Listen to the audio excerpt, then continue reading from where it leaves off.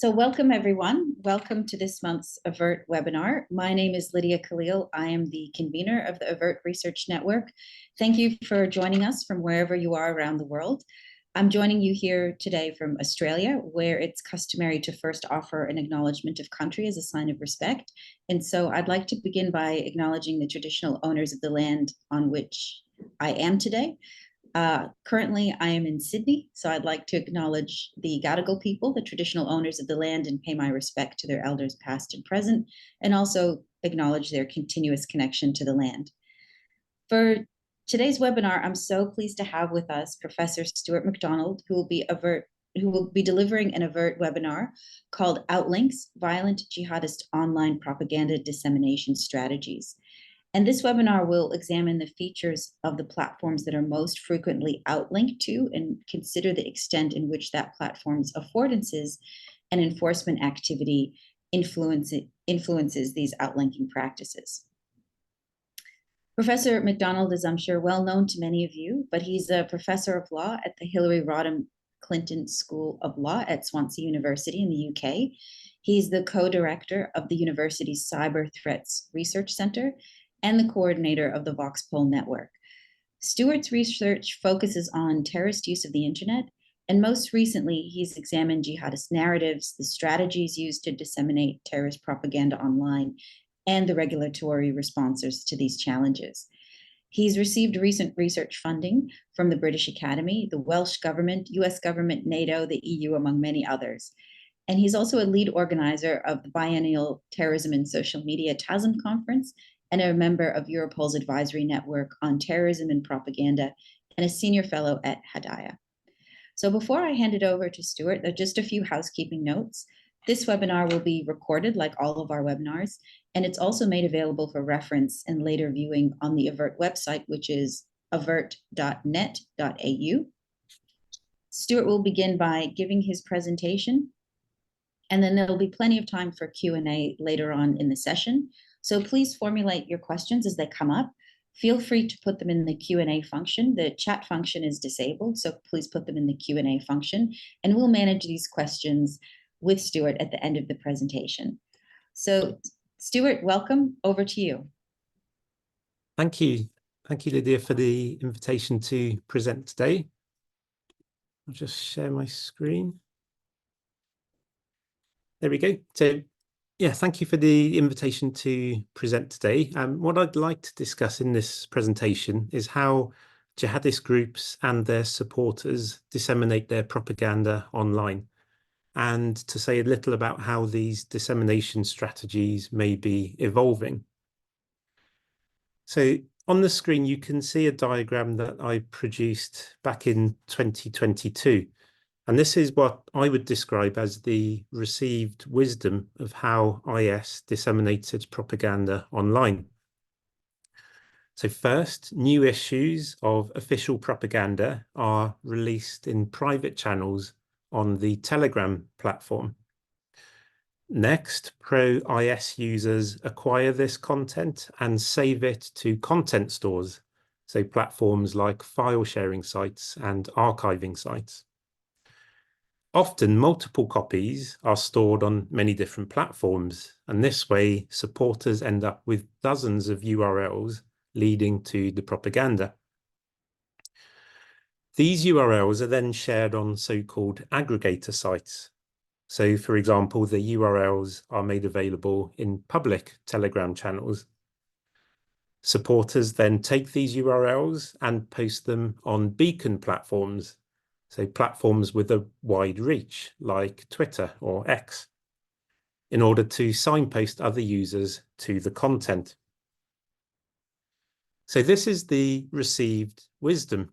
And what I'd like to do today is to present the findings of two pieces of work that seek to deepen our understanding of this strategy. The first study was published by Resolve, and it considers the strategic considerations that might drive the use of particular platforms as content stores. The second study, which will be published later this month by Voxpol, looks at whether attempts to combat the use of outlinking might be forcing an evolution in jihadist propaganda dissemination strategies. So I'll start with the RESOLVE study. The data for this study were collected by Tech Against Terrorism's OSINT team, and the data were collected from the Telegram platform. As you can see on the slide, we collected posts from 13 different pro-Islamic State channels. And with just one exception, these were all broadcast channels. So in other words, only the channel administrator could post.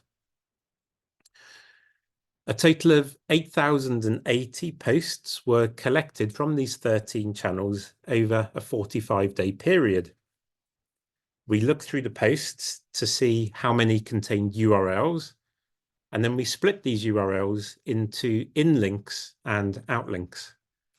So by inlinks, I mean links within the same platform. So in this case, links within Telegram. And by outlinks, I mean links to other platforms. Well, within this dataset, the use of inlinking was fairly infrequent.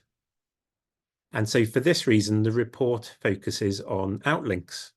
But I do have something more to say about inlinks later on in the presentation. So within this dataset, outlinking was relatively widespread. A total of 1,250 posts contained an outlink.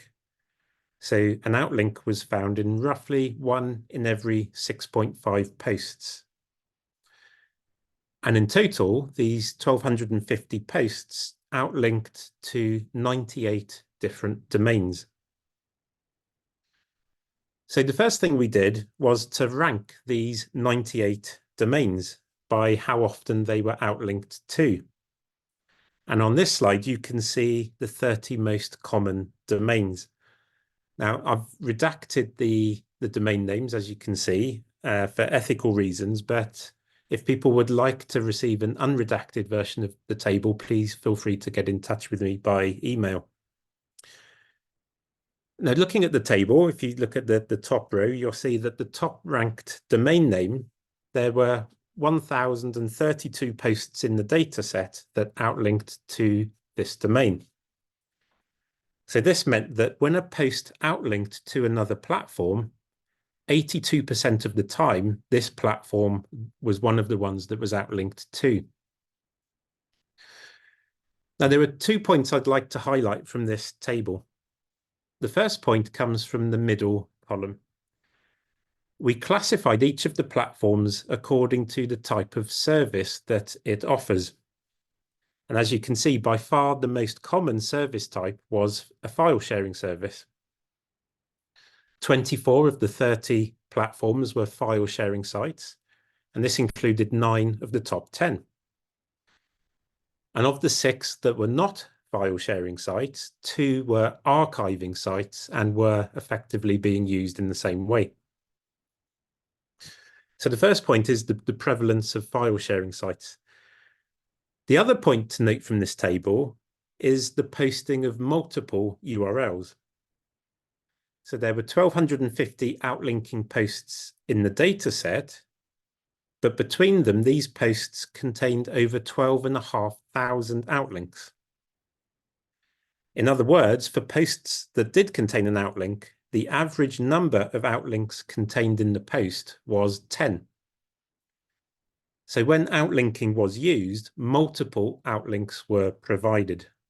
And that incidentally explains why the percentage figures in the right-hand column add up to more than 100%. So we ranked the domains and we had this top 30 list.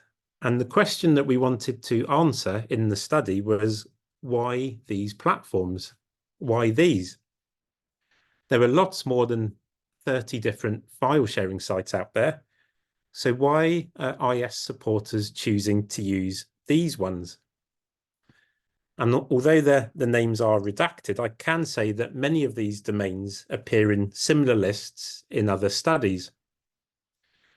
So are there strategic considerations that are driving the use of these specific platforms? If so, then understanding these strategic considerations could help us to develop an effective response.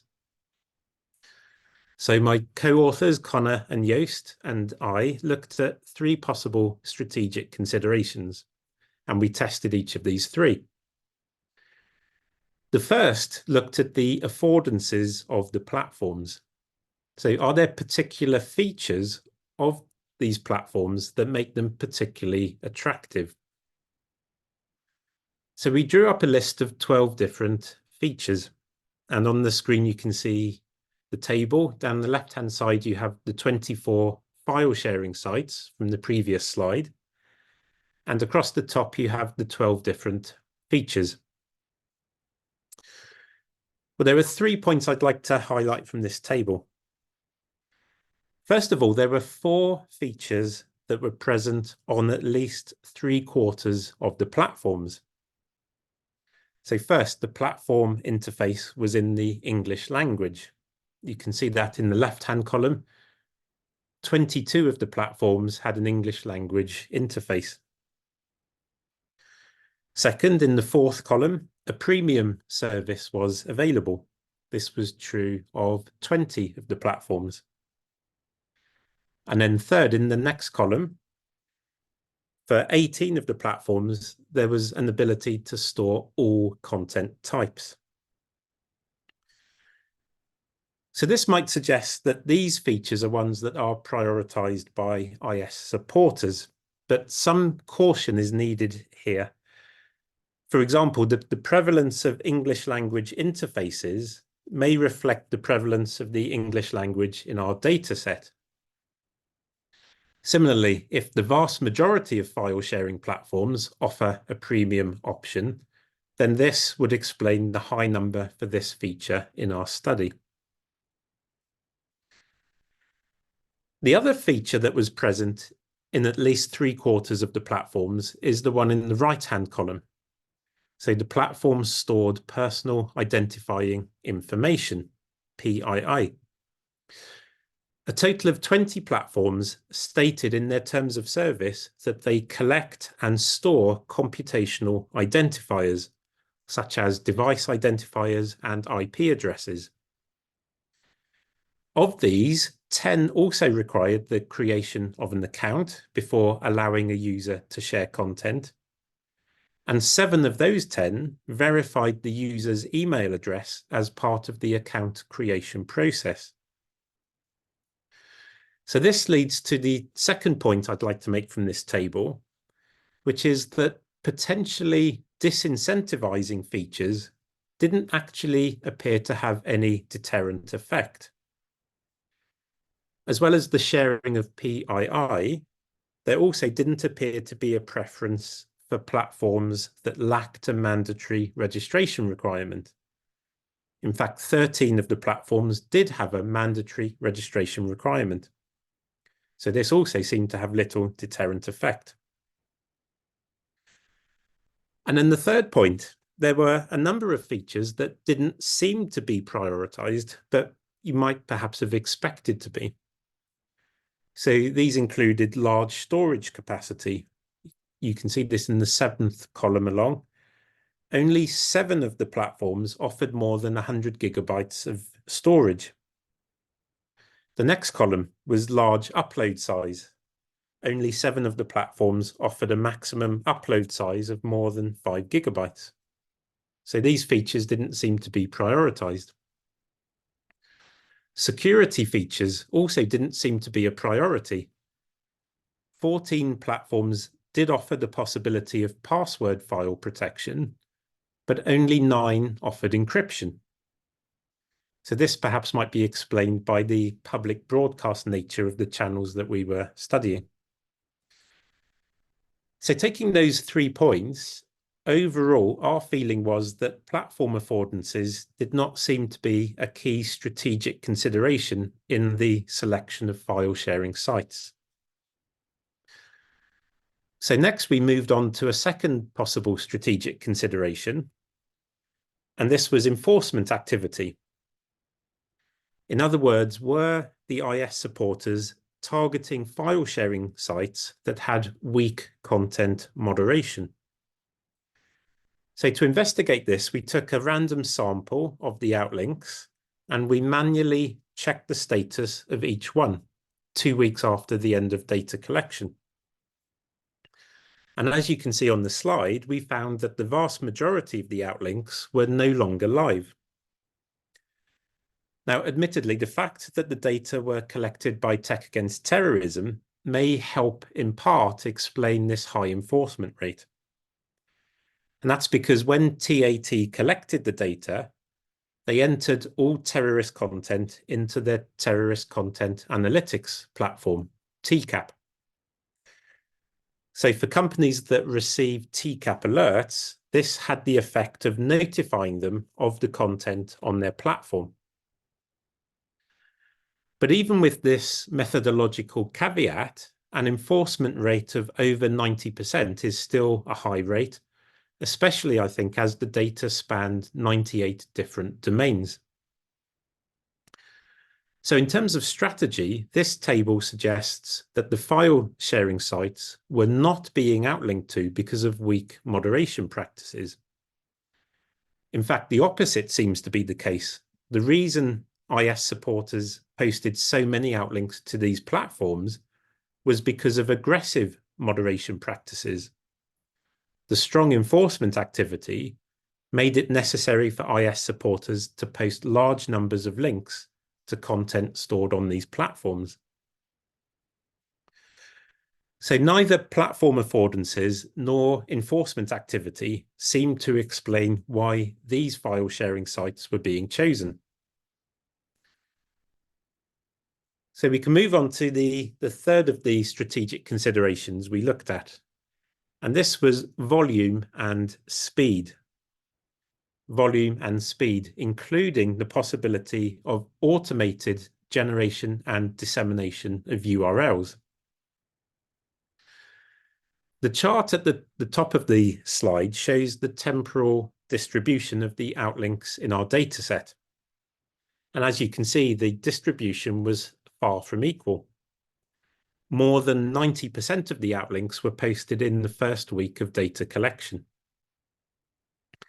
In fact, almost all of the outlinks posted that week were posted in a 2-day period from the 30th to the 31st of July. So to illustrate this, the table at the bottom gives a summary of 5 posts. These 5 posts all appeared in the space of less than 1 minute. And the 5 posts between them contained a total of 184 outlinks. Now, unsurprisingly, the channel in which these posts appeared was a bot channel. And this is illustrative of a wider trend that we discuss in the report. This is the use of automated services to produce large swathes of URLs swiftly and efficiently. So it was this ability to generate and disseminate large banks of URLs and to do that quickly that we concluded was central to the dissemination strategy. So on the basis of these findings, we proposed a 4-pronged strategy that we called the RIDDER strategy. You can see the 4 prongs of the strategy on the screen. Now, in terms of numbers 1 and 3, I think there has been progress. The biggest social media companies removed the vast majority of terrorist content proactively. The Global Internet Forum to Counter Terrorism, GIFCT, has its hash sharing database. This allows member companies to share hashes of content that they have removed so that other members can also block that same content. And the hash sharing database has been expanded in recent years to include PDFs and URLs. Meta has made openly available its Hasher Matcher Actioner tool. This is to help companies hash content for themselves. And there are some other open source content moderation tools. And there are examples of companies using generative AI to build content moderation tools as well. As well as moderation tools that are content-based, so as well as moderation tools that focus on the content of a post, the words, the images used, it's also worth highlighting, I think, given the findings in this report, it's also worth highlighting the value of behavior-based moderation tools. The rapid dissemination of large banks of URLs has some similarities to spam. So moderation tools that look for spam-like behavior would help with the second strand of the strategy. So tools that look for things like long lists of URLs in posts, particularly where all those URLs lead to the same piece of content and multiple such posts appear in quick succession. So that's a quick word about the RIDDA strategy. Initiatives like the GIFCT hash sharing database and Tech Against Terrorism's TCAP do lead us on quite neatly to the second report. Given these increasing efforts to disrupt the use of URLs to share terrorist content, we wanted to explore the possibility that the dissemination strategies of jihadist groups might be being forced to evolve, might be forcing an adversarial shift. After all, if the sharing of outlinks is regularly disrupted, as the Resolve study suggested, then might other methods of content sharing start to be used instead. So that was really what led us to produce this second report. Now, in this study, we didn't focus on Telegram. Instead, we collected data from some different platforms. So we collected data from 4 platforms. One was an archiving platform that has featured prominently in other studies of jihadist propaganda dissemination. One was a Europe-based decentralized messaging service. And the other 2 were decentralized chat apps on the Rocket Chat server. We collected data for 2 months. And we collected data from a total of 12 different channels across these platforms. 8 of the channels were one-way, so only the administrator could post. The other 4 were interactive channels where users could also post. Now, important to say at the beginning that we only collected posts that shared content. And for our purposes, content could be shared in one of 3 ways. The content could have been shared by outlink, it could have been shared by inlink, or it could have been shared by attaching it to or embedding it in a post in the channel. And as you can see from the screen, there were 2,312 posts in the dataset that outlinked to terrorist content. There were 394 that inlinked to terrorist content. And there were 1,458 that had terrorist content attached or embedded. Well, the first important finding from the study was the enforcement rate. We calculated the enforcement rate 1 week after the end of the data collection period. For the data set as a whole, the enforcement rate was 37%. So roughly 1/3 of the content was no longer available 1 week after we finished data collection. But this overall figure masks an important difference between the different methods for sharing content. 67% of the outlinks, so roughly 2/3 of the outlinks, had been deactivated. In contrast, less than 1% of the inlinks had been deactivated. And more than 95% of the terrorist content that had been attached or embedded to posts was still available. So there was quite a stark difference between the enforcement rate for outlinks compared to the other content sharing methods. The next important point I'd like to highlight is methodological. In the previous report, we'd focused on counting URLs. In this study, we chose a different counting method. Sean McCafferty, my co-author, and I worked through all 4,000 posts and identified how many distinct items of propaganda were posted. So if one post shared a particular issue of a newsletter, we then located all other posts in the dataset that shared that same issue. And by the time we'd worked through all of the posts in the dataset, we'd identified a total of 796 distinct items of propaganda. As you can see on the screen, the majority of the items were IS content. The rest were Al-Qaeda and Al-Shabaab. And the majority of the items were official content, but there was a significant proportion that was unofficial and some where it was simply impossible to determine. So we categorized the items by content type. And as you can see on this slide, there was quite a diversity of content types. There was textual content, so things like bulletins, magazines, newsletters, editorials, translations, speech, transcripts, and biographies. So there was textual content, there was visual content, images and photo sets. There was video content. There was audio content. This included nasheeds, speeches, songs, and audio versions of written publications.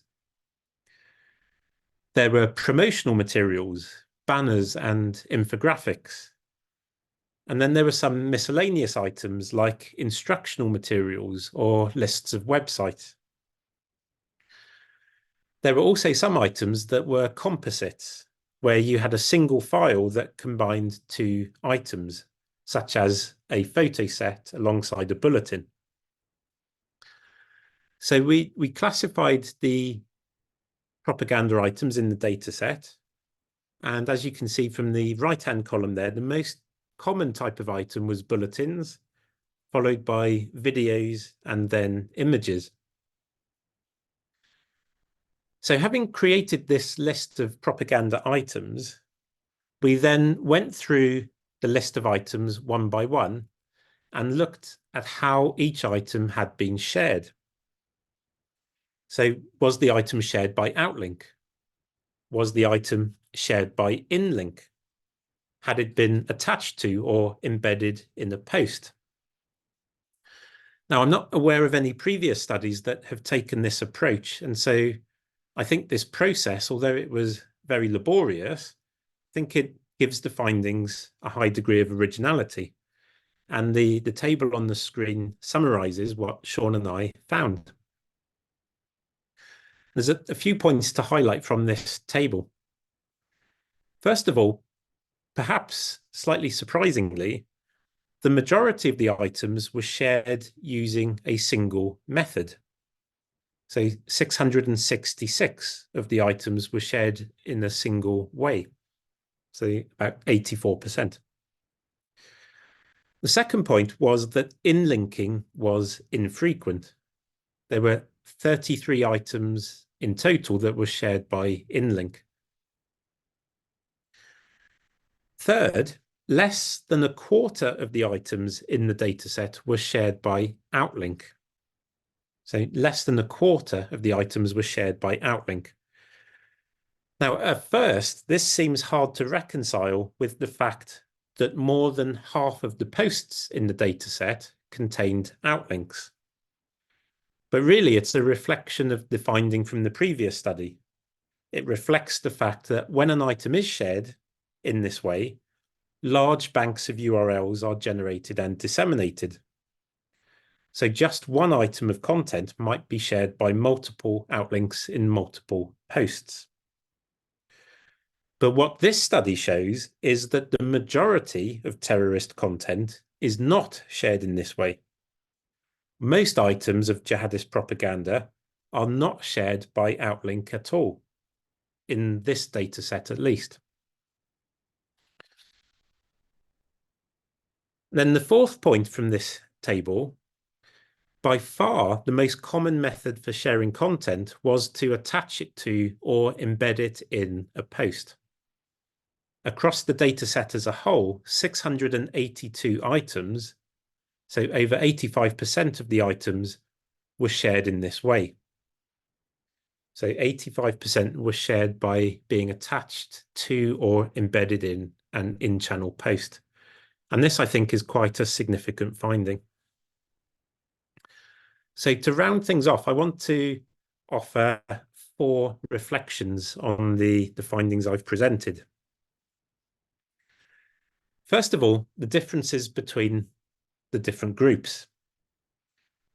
There was a stark difference between Al-Qaeda and Al-Shabaab on the one hand, and IS on the other.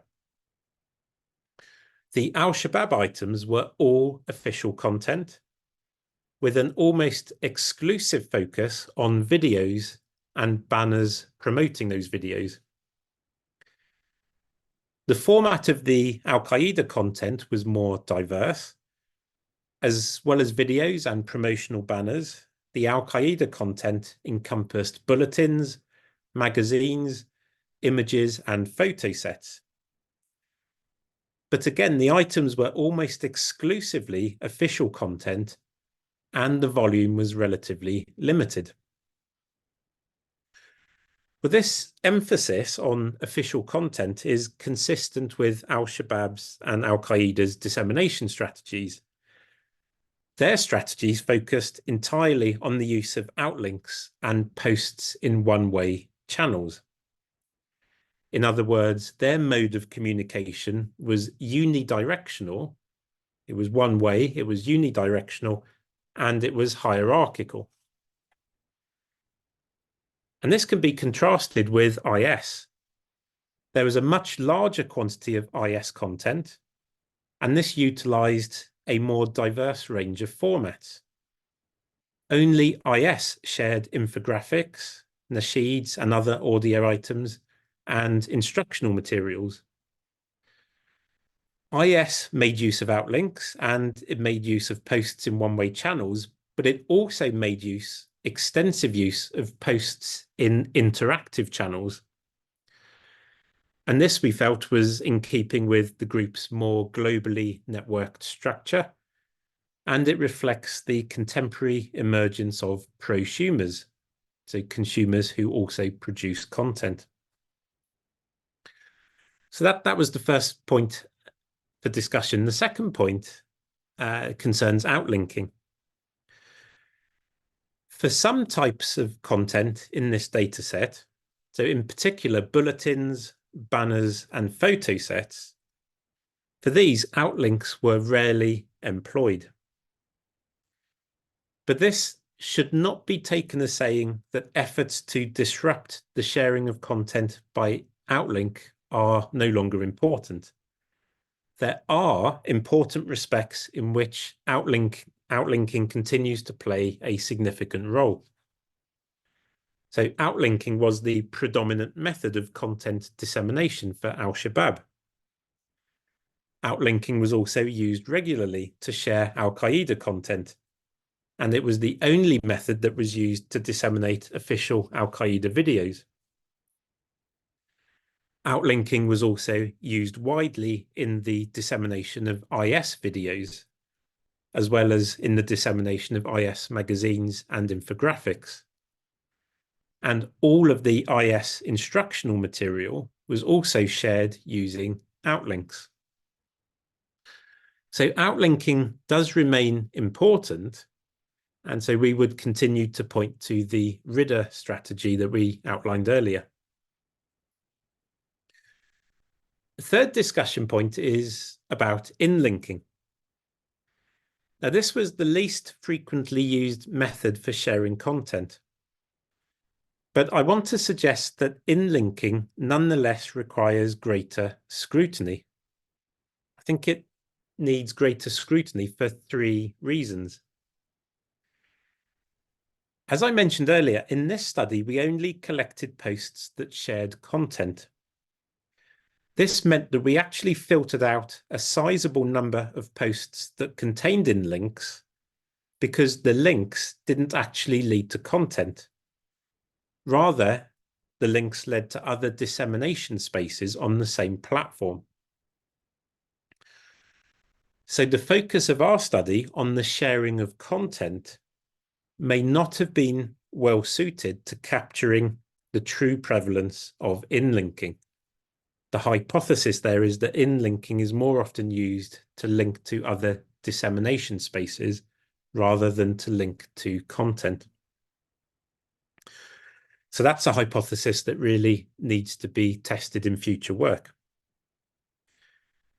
The second reason I think inlinking needs greater scrutiny is because of the exceptionally low enforcement rate that we found, less than 1%. Essentially, the inlinks on the platforms we studied were not moderated at all. And then thirdly, the two previous points take on greater significance when you consider how the inlinks were actually being used on these platforms. On the archiving site in particular, you would have an item of content followed by a catalogue of inlinks underneath. So a user could view an item, then find a list of links leading to other similar content on the same platform. So in effect, inlinks were being used to manually create filter bubbles. Now, at a time when there is lots of concern about the potential for algorithmic recommender systems to create filter bubbles, I think it's important that we don't overlook manual efforts to do something similar. Then the final discussion point, in-channel posting. In this study, we found this to be the most significant content sharing method. Bulletins, banners, and images were almost exclusively shared in this way. It was also the primary means of dissemination for IS videos, for IS written publications, and for photo sets and infographics. In other words, much of the content that was shared by in-channel post was visual content that was easily digestible, well suited to social media, and it was often promotional, advertising other types of content. And the enforcement rate for this content was low. So this, I think, does raise some important questions, and it leads us to the deplatforming debate. Now, on the one hand, the existence of these channels offers an opportunity to gain information on the groups and their supporters. And it's true that disrupting these channels could have unintended consequences, such as driving these users to even more hard-to-find corners of the internet. On the other hand, there are dangers in allowing channels like these to function without disruption.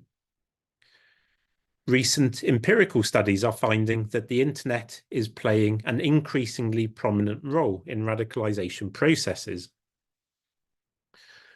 So opinions might differ on the value of deplatforming. But to discuss the value of deplatforming assumes that it is possible in the first place. Well, one of the platforms in this study was a decentralized messaging service. Two others were hosted on a decentralized server. And this brings important practical challenges. And it's true that whilst legislators in several jurisdictions have created regulatory regimes, some of these platforms may not actually be in scope of this regulation. For example, they may not have the required number of users for the regulation to apply. And most of the regulatory instruments only apply to public communications. And it remains to be seen whether posts in hard-to-access channels will be regarded as public communications or not.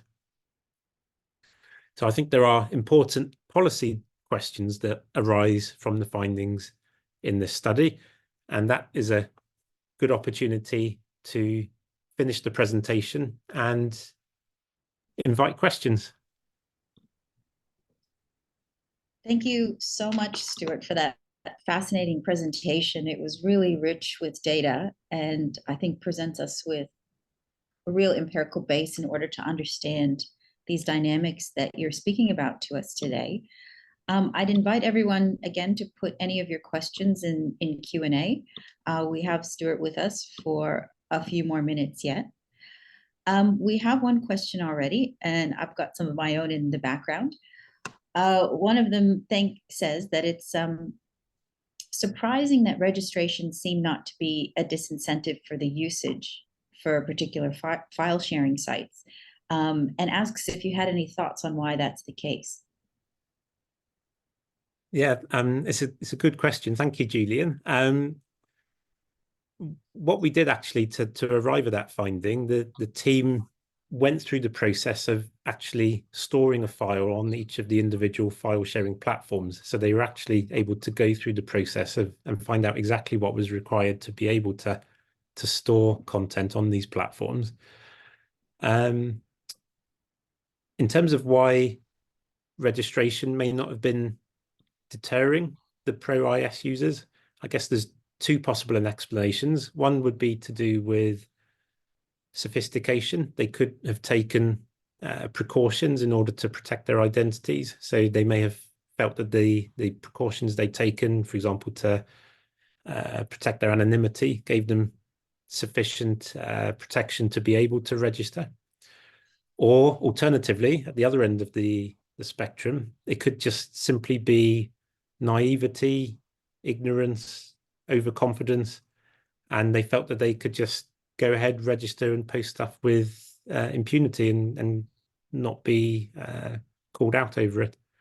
So it's probably a bit of one, a bit of the other, and lots of in between as well. Thanks, Stuart. I had a question for you as well. I know your study took a look at jihadist dissemination strategies, but I'm wondering if you've taken a look at other movements or if you have plans to, and if you anticipate or theorize that they may be using similar dissemination strategies, or the findings of the dissemination of jihadist propaganda can apply. And I'll just give a bit of context to this question because I was very interested in what you were saying about the manual creation of potential filter bubbles through inlinking, and that you had seen that in the jihadist dissemination strategies. And some earlier work I've been doing with colleagues in Australia showed similar in terms of Australian-based groups using Telegram, for example, to do manual recommendations to other channels, for example, and it basically replicated that automated recommender system. And so already there, I'm seeing some connections between the similarities in the way different movements use these. But as a general question, in your past work or in any future work, do you anticipate to see similar dynamics? Yeah, thank you. That's a good question.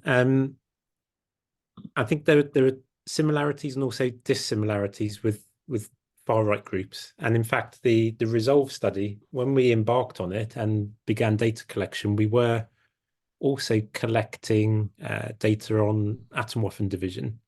And the idea was to compare the use of outlinking between IS and Atomwaffen division. In the end, that proved not to be possible because in the Atomwaffen division channels, outlinking was so scarce. So what was our interpretation of why that was the case? The use of outlinking in the jihadist context really grew out of the disruption that these groups faced on the biggest social media platforms. It was kind of a strategy that evolved as a way of dealing with the disruption that they'd faced on those platforms. our sense was, when we looked at the Atomwaffen division channels on Telegram, that those groups were not facing anything like the same level of disruption, and so they hadn't been forced to resort to outlinking in the same way, and so they hadn't needed to evolve their strategies to use outlinks. So that was quite an important difference between the two. The similarity, I'd say, is in terms of the use of in-channel posts and attaching content to posts and embedding it in posts.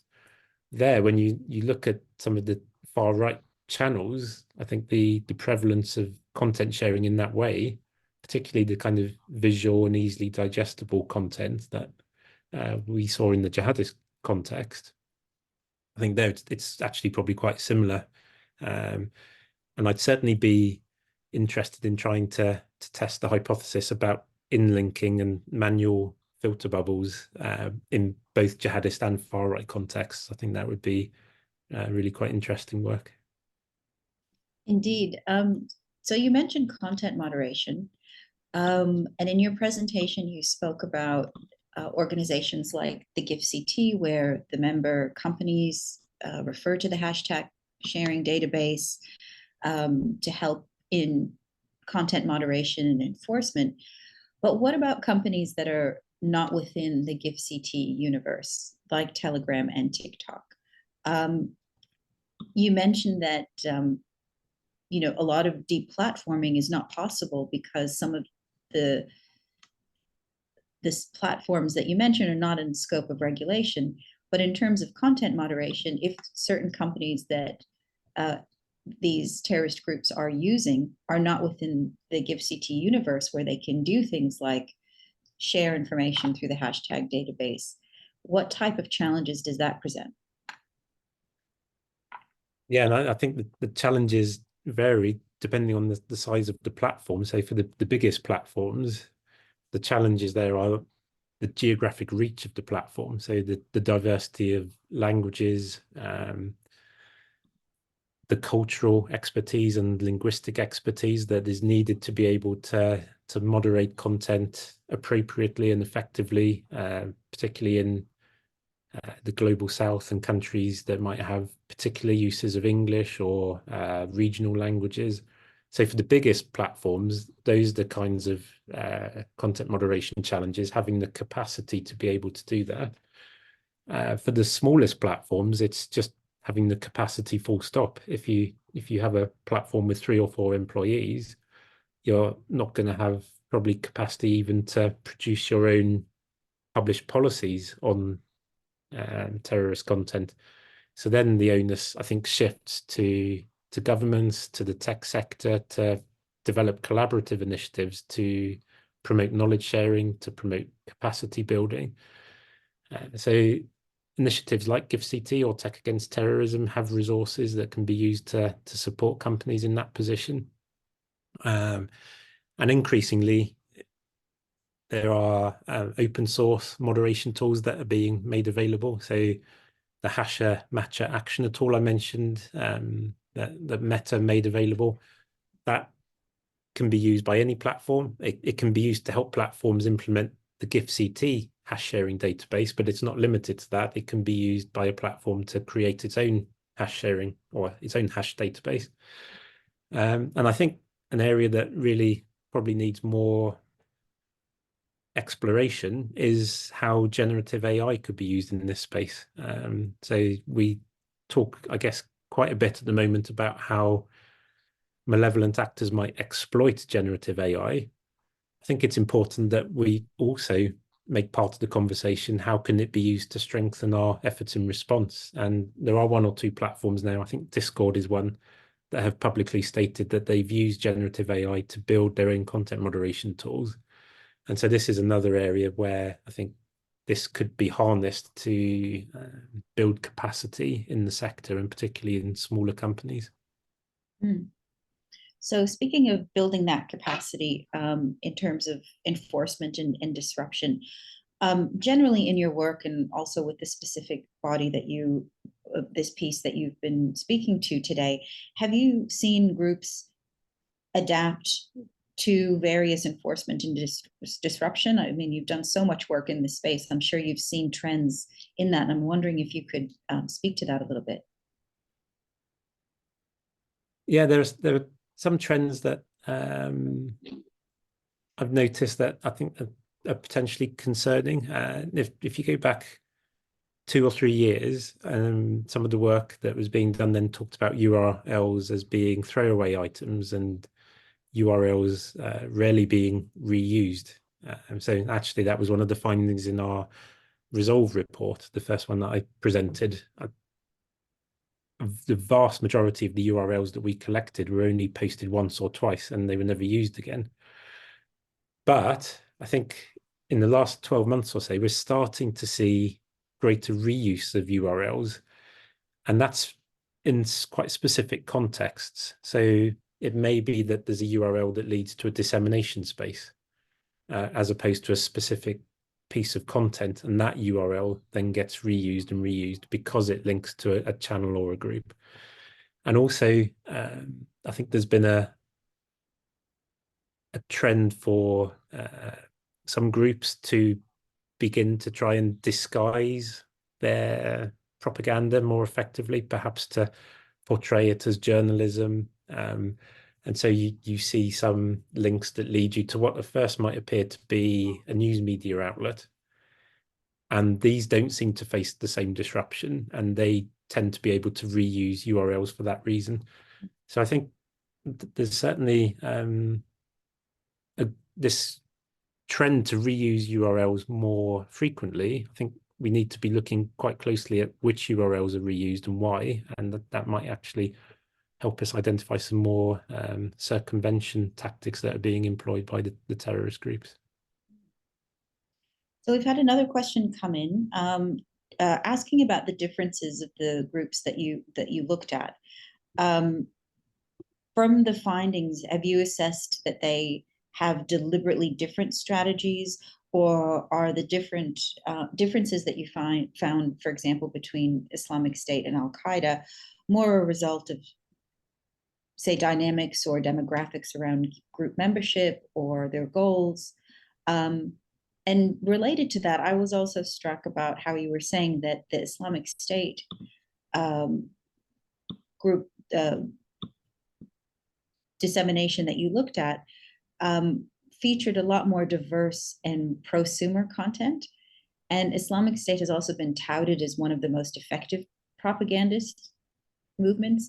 And I'm wondering too if you think that's the reason that they have that more diversity and engagement of content.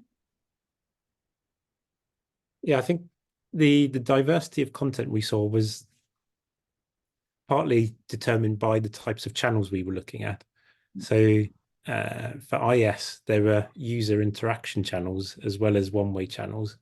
So that was what made possible the prosumer content, the fact that users could also post themselves and then they could share content in that way. Whereas for the other groups, the channels were one-way channels, so only the administrator could post. And so those channels really are then geared towards the release of official content. So to some extent, the findings I presented were the result of the channels that we were looking at. But then I guess you could take that a step further back and say the types of channels that the groups establish probably reflect their underlying strategy and approach in the first place. So Al-Qaeda, Al-Shabaab, the impression we got was that there was more of an effort to control the narrative. And so a reluctance to have user interaction groups where users could produce content in the name of the group. IS, I think, quite well known not to have that kind of restriction on their approach and to welcome the production of content by the group's followers. So yeah, I think that the variety of content types is a reflection of the nature of the groups themselves in that sense, and mediated by the different channel types. Absolutely. So just a last question for you, Stuart, before we have to wrap up. Well, two-parter. One, could you tell people where to find the reports that you're referring to in those studies so people can have some access to them? And we'll also link through them through the AVERT website as well. And also, I'm wondering if you can talk about what this particular piece of work brought to mind in terms of future research priorities or questions for future research that you would like to take a look at or you would encourage others to examine? So where to find them? The Resolve report you can find on the Resolve website, but also through my staff profile, or just simply send me an email and I'd be happy to share a copy of it. The Voxpol report we hope will be published towards the end of next week.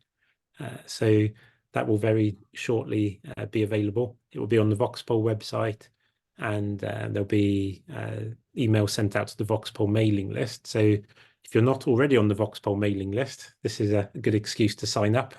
So please do sign up, and then you'll be notified when it's available. So that's where to find the reports. I think for future work, the inlinking is something that I'd really like to understand more deeply. And as I said in the presentation, I do feel that the way in which these studies were set up was not really geared towards understanding the true prevalence of inlinking. And I know from chatting to Sean, my co-author on the Voxpol report, we were both quite concerned, particularly on the archiving site, at how once you started consuming this content, it really was a case of being down the rabbit hole. You could look at the content, click a link from a long list of choices, click a link to find more of the same. And so I'd like to develop a way, or encourage others to develop a way of really understanding that phenomenon a bit more deeply, so that we can begin to assess both the true prevalence and significance of inlinking, and whether there are filter bubbles out there that are actually manually created rather than algorithmically created. Well, thank you so much, Stuart, both for these ideas of future considerations and for the presentation today. I've certainly learned a lot, and I'm sure many of the people online today have as well, and those that will be taking a look at this webinar in the future. As I mentioned, this webinar will be made available shortly on the AVERT network website. Before we leave you today, I also just want to let you know that about our upcoming webinar, which will be taking place on March 14th at 10 a.m. And this webinar will feature Dr. Lauren Moulds from the Department of Human Services in South Australia and Mr. John Young, also from the Department of Human Services in South Australia. And they will be talking about resilience as an antidote to radicalization. And they'll be discussing about their inclusion support program, ISP program, based in South Australia. So thank you very much, Professor Macdonald.